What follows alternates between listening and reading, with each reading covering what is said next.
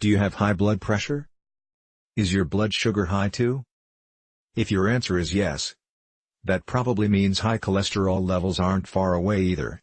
You've probably heard that poor eating habits, less exercise, and sometimes even stress can have detrimental effects on your overall health.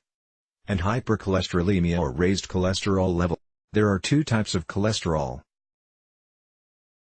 Good cholesterol or HDL, which is good for the heart and carries the bad cholesterol away from the heart to your liver so your body can get rid of it.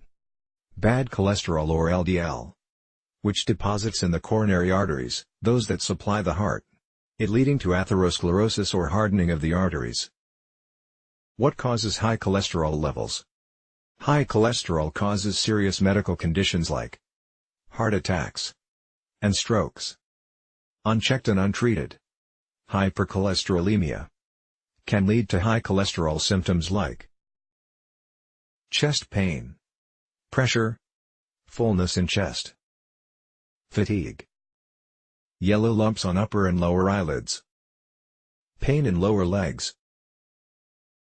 There are various factors that affect cholesterol levels, some of which you cannot control.